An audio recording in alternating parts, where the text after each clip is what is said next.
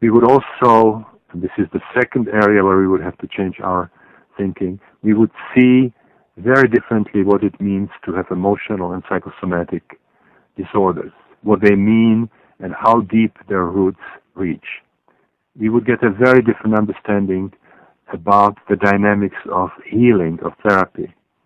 What kind of experiences are healing, transforming, evolutionary? Is it really just analyzing our postnatal life through free associations and analysis of transference or some other verbal therapy, or are there some other more powerful healing mechanisms that become available? We would have to change, and this is the third area, our understanding of spirituality, see spirituality as a normal and legitimate dimension in the human psyche and in the universal scheme of things. We would also have to develop a different understanding of what is the most appropriate strategy of self-exploration and therapy. At this point, we have an enormous number of schools that have fundamental disagreements about some of the most basic issues, like how does the psyche function, why do the symptoms develop, what they mean, and also what do we do to influence them therapeutically. And the last category where we would have to really change our thinking would be extremely broad. This would change not just our view of psychology and psychiatry, but it would change the philosophy of Western science. This would have to do with some really fundamental understanding of reality, particularly in relation to the nature, origin, and function of consciousness. Is consciousness really just an accidental product of matter, of the neurophysiological processes in the brain, or is it a fundamental dimension, an irreducible dimension of existence? Now, we actually now have a psychology that transcends somehow the ethnocentric and the cognicentric bias that Michael Harner talked about. And I already mentioned something about my involvement with Abraham Maslow and Tony Sutich. It is transpersonal psychology. It is psychology that quite explicitly includes the spiritual dimension as an important and relevant dimension of the psyche, and one that studies the entire spectrum of human experience, including various forms of non-ordinary states of consciousness. It is an attempt, a major attempt, to synthesize and marry in a way what we know as science with the spiritual traditions, to create a kind of a new, comprehensive, overarching worldview that would integrate the best of science and the best of spirituality.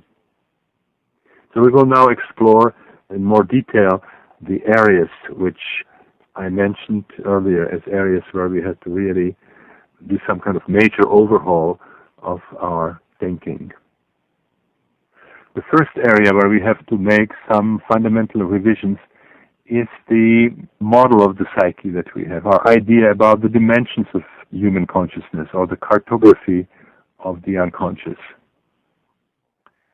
When we work with non-ordinary states, we cannot do it with the map that is limited to postnatal biography and the Freudian unconscious. We will see that sooner or later people will transcend somehow the boundaries of Freudian analysis, and they will be moving into various areas that simply have not been accounted for or have not been explored in the Freudian approach.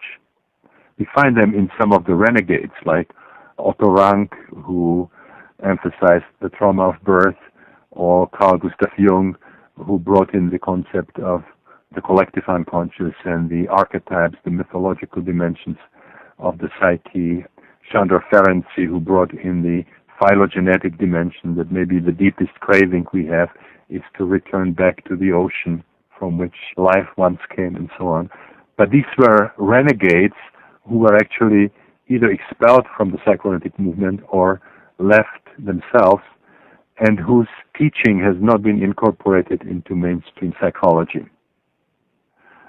Now, when I saw that this work cannot be done with the limited maps that I inherited from psychoanalysis, I spent about 3 years just sitting in people's sessions and registering the experiences, keeping records and asking people to write accounts of their experiences, and carefully mapping these categories, the different types of experiences and different levels of experiences.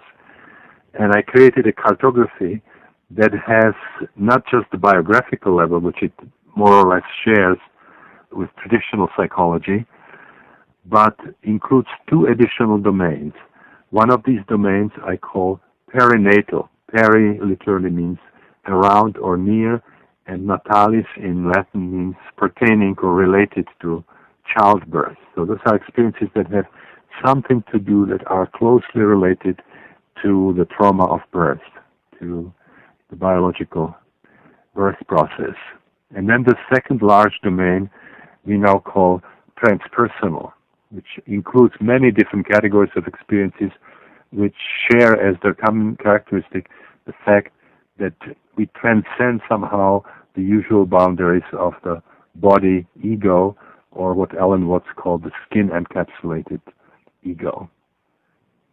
So I will now say a little something about these two additional domains. I will leave out the biographical domain because that's something that has been thoroughly explored by conventional psychiatry and psychology. And when we work with non-ordinary states, sooner or later, people will transcend the biographical domain, the domain of postnatal biography, and they will start having powerful experiences. They will feel suddenly confined, trapped. They will feel that their life is threatened. They might have pains, pressures, experience suffocation and so on, and experience somehow fight for liberation, fight for life.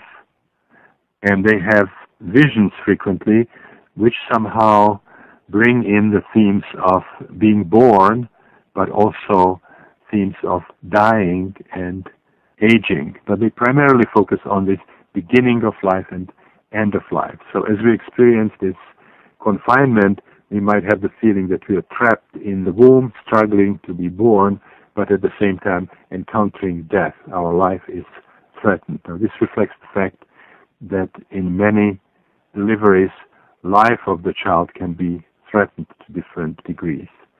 And even the easiest delivery means death of the fetal existence, which is existence of being an aquatic creature, quite different from the postnatal existence where we are air-breathing creatures. But during the passage through the birth canal, life can actually be significantly threatened. And it's reflected in the fact that on the perinatal level, we have experiences which integrate in a very interesting way both death and birth. When people have these experiences come in four experiential clusters. I refer to them as basic perinatal matrices that are meaningfully related to the consecutive stages of biological birth. For example, the first matrix is related to the situation of the child still in the womb. Now we can have an actual concrete memory of being the fetus in the womb, a sense of the amniotic fluid that we can feel and we can even taste, the sense of being connected with the mother through the umbilical cord, and experiencing this sort of protected and blissful state of the undisturbed prenatal life. If there are disturbances, we can experience that our life is threatened, that we are being poisoned, because many of the disturbances are chemical in nature in the prenatal life. Or if it's something like a mechanical attempt at abortion, it could be an experience of a kind of bloody apocalyptic catastrophe, end of the world, and so on. Or some of the prenatal disturbances can be associated with visions of demons, and so on. The positive prenatal experiences can open from the prenatal, from the fetal, into the oceanic. We can go from an experience of being a fetus to becoming a whale or a dolphin, or being in the ocean, being the ocean.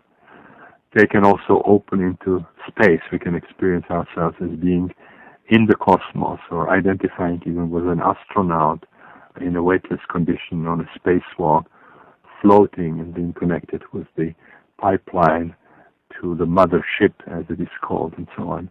We can experience connection with beautiful nature, Mother Nature that provides unconditionally. Or we can even have archetypal images of being in paradise of different cultures, or in heavens of different cultures, archetypal images, coming even from cultures that we don't intellectually know.